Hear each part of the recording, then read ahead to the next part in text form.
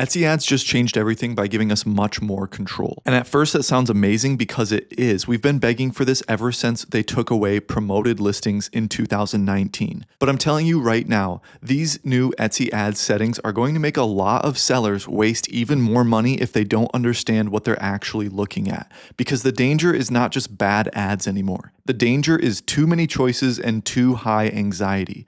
And guess what? ChatGPT is not going to dig you out of the hole you'll make for yourself if you don't understand what we're covering today. What's up, guys? Dave here. Check the description for helpful links like my free Etsy ads cheat sheet, the ChatGPT prompt library to use with the Etsy app connection, a free 10-minute call with me if you would like to work together, as well as my app, AddToCartSEO. Let's get into it. First warning or pitfall I want to talk about is that you might be tricked into coddling a listing that is wasting your money, time, and energy, something that absolutely needs to die, but because there's so many extra settings, you don't kill it.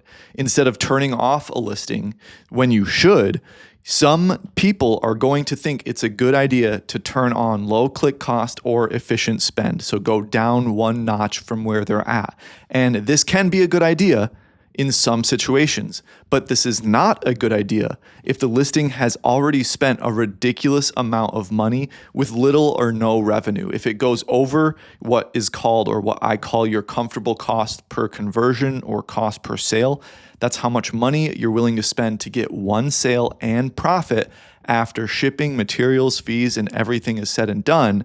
If it goes over that amount and has not made anything, then you are in the red and you should turn that listing off. You shouldn't try to coddle it. That's the biggest pitfall that I will start to see in sellers' stores. And I'm calling it right now. You'll see it in your store if you're not careful.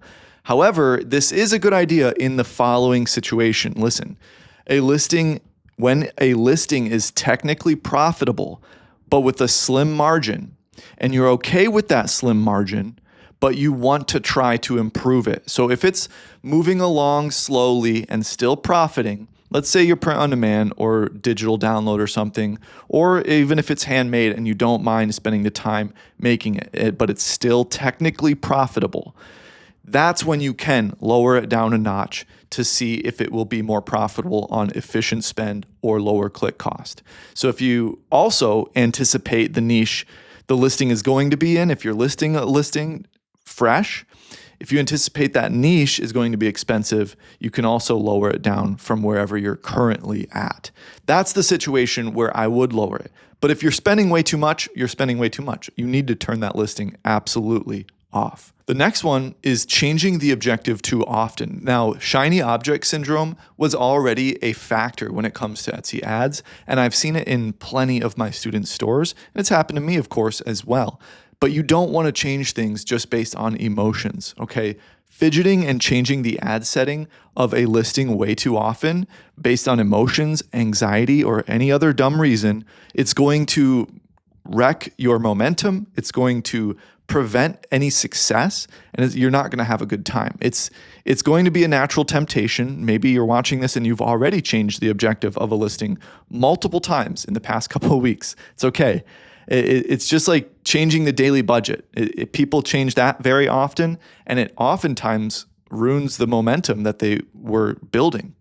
And it's also how it's always been a downfall for many Etsy sellers wanting to increase ROAS and sales using their Etsy ads. It's always been like that. The shiny object syndrome, guess what? Now there's more shiny buttons. So be very careful. Changing things too often hurts the performance. It always has. A daily budget should not be changed like your shirt should. Furthermore, the individual ad objectives for a listing should not be changed often. Guys, if you don't have an email list, you're putting yourself at risk, which is why I've partnered with OmniSend. One of the biggest mistakes Etsy sellers make is building their entire business on Etsy and nowhere else. Etsy can bring you customers, but you don't control the platform, the algorithm, or how many of those customers you can actually reach later. If Etsy is the only way you can communicate with your audience, you are putting your entire business at risk. That is why you need to start building an email list. OmniSend makes makes this extremely easy. You can use their landing page builder to create a simple sign up page where everybody can join your email list. This is the most important step to having financial freedom outside of Etsy. ChatGPT and Claude can be integrated with OmniSend via their MCP integration. So you can ask questions, plan, and do deep analytics to make big decisions. This will help you plan amazing campaigns, execute, and make more sales using this connection. If you already do have an email service, OmniSend will literally help you migrate over for 5 days for free. If you're unhappy with your current provider, this is definitely the way to go. Check the link in my description. Give changes in Etsy ads 2 weeks on the short side, okay, on the very short side, 2 weeks minimum. And I suggest 3 to 6 weeks on the optimal side before considering anything. But there is an exception. Absolutely, there are exceptions. And this is the biggest one. If an ad goes over your comfortable cost per conversion, which is how much you're willing to spend to get one sale and hit your target profit, that's when you need to turn it off, regardless of where it is at on that timeline. What is your comfortable cost per conversion, you say? So let's say you have a $31 product. Your cost is $9, and you're paying shipping because you want to do free shipping. So you're paying $6. Your fees are $3.40. You're profiting $12.61 after it's all said and done. You're making a $31 sale, yes, but $12.61 is going into your pocket after all is said and done. But that's not all. If you're doing ads, if you're running ads, then in order to profit $7, you need to be paying $5.61 for that one sale. And that works out to a 5.5 ROAS, which maybe you know this, if for a $31 product, let's say this is a t-shirt or something, that is sometimes tough to achieve depending on the niche, depending on the quality of your listing. So let's say you want to profit $5 that's still a 4 ROAS. So be very, very careful because you don't see these things in the Etsy Ads dashboard. This right here, this is the CPA and ROAS calculator that I have in the AddToCart app. You can use it once per day, or you can use it unlimited if you sign up. For example, if you spent, here's a very simple example, $100 in ad spend, $270 ad revenue with 6 orders. Given the numbers we just gave it, $12.61 profit per order. With those numbers in the ads dashboard, you're losing $4 per order.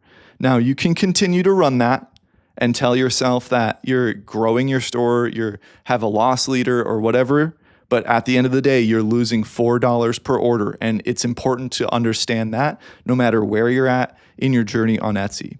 The third biggest warning here for these new Etsy ad settings is more settings does not mean more clicks, nor does it guarantee success. So understand that. Just because we got this good news that now we can change things around a little bit more and we have a little bit more control, which is an amazing thing. I'm very happy. This is literally, like I said, the first ever positive change Etsy has made to its ad platform ever since they took away promoted listings in 2019. It's been a long time.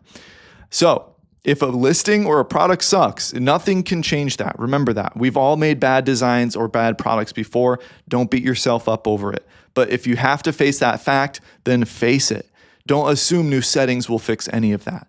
Just because there are new settings and you use them does not mean you should abandon genuine diagnosis of bad performing listings, a real heart check, if you will, for a bad performing listing. It's easy to blame the platform of Etsy. It's easy to blame the platform of Instagram, of TikTok, of YouTube, whatever, if your stuff isn't doing good. But an honest, creative diagnosis is oftentimes a really good route to take, which a lot of people don't want to take. And nowadays, a lot of people just dump something into ChatGPT and have ChatGPT think for them, which is, as we've seen with all these studies, it makes people dumber. If a listing or product, no matter how you list it or try to put it on Etsy, never sells, then new settings on Etsy ads will not help. The product might actually be bad and it either needs to be ditched or improved. So if it hasn't sold for a really long time, this is what I've called digital cobwebs for years now, If it hasn't sold for a really long time or barely ever, that's a digital cobweb. And it's either because of the listing itself, meaning its title, its tags, or its picture, or it's the product itself. So if you've relisted it a bunch of times and it's not selling, then you need to get rid of it completely. And these new ad settings are not going to save you from that. So check the description for helpful links, and I hope you have a beautiful day.